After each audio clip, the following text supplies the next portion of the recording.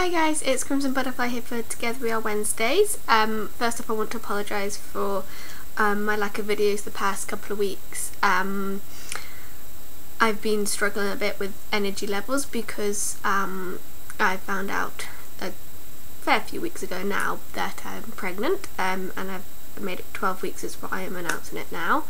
So I've been very exhausted and tired. I work full time as well, nights, so it's been quite hectic, so I apologise. But my energy levels are starting to return at the moment, so fingers crossed it stays that way. So anyway, on to this week's question, which is relapses and slip-ups and how to cope and why they happen and stuff. So I think they can happen for all sorts of reasons.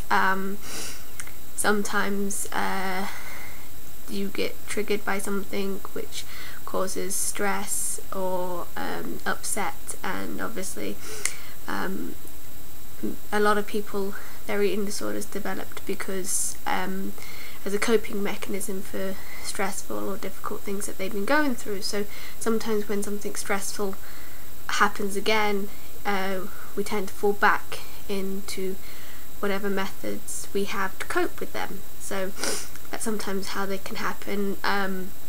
Sometimes they can happen, you know, for different reasons. I remember last Christmas time, or just before Christmas it was actually, because I went full time at work. And my work's quite physical, so I had a big increase in my physical activity, and obviously the amount of food I was eating was not enough to maintain my extra physical activity, so I lost a couple of pounds, and I found that quite triggering for me, and I did go through a little slip, a relapse slightly into my eating disorder, because the losing of the weight kind of triggered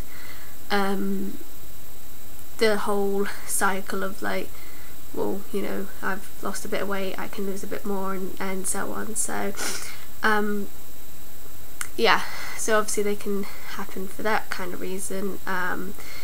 You know, there are many different reasons, and I suppose if you are in the middle of a relapse or even feel like you're slipping, you know, I suppose the best thing that I would say to do is try and first work out what's causing the relapse, how have you been triggered, or what started it, and also remember that it's not the end of the world.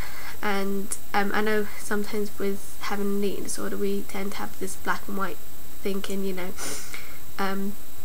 we either, you know, eat or don't eat, or, you know, we're either recovered or not recovered or recovering kind of thing.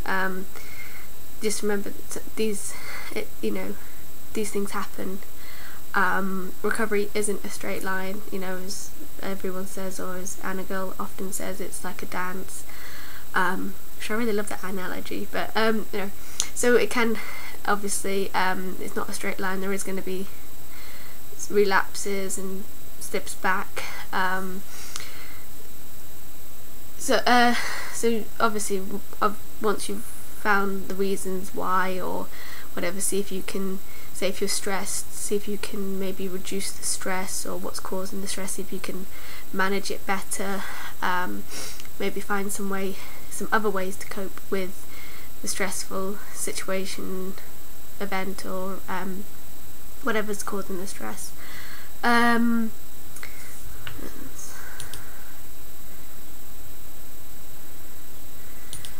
I suppose the next thing is kind of like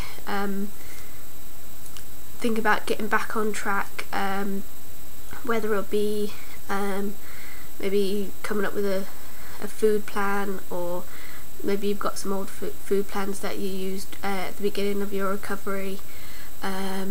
Maybe, you know, start with what foods you feel safe with and sort of build them up. Find what works for you, because obviously everyone's different. So the question of the week, sorry, cats are making noises. Is any fun summer plans? Not really. Many plans this summer. I've got my wedding anniversary on the 15th of July. So we'll be doing something for that. I'm not sure exactly yet. Possibly going out somewhere, possibly for a meal, I don't know. Any other plans for summer? Not really. I've got some plans in September, which isn't technically summer anymore, but you know, not really many plans for the summer. Sorry, I don't live a very exciting life, unfortunately. So yes, I shall hopefully see you all next week, and let's hope my energy levels maintain. So yes, bye!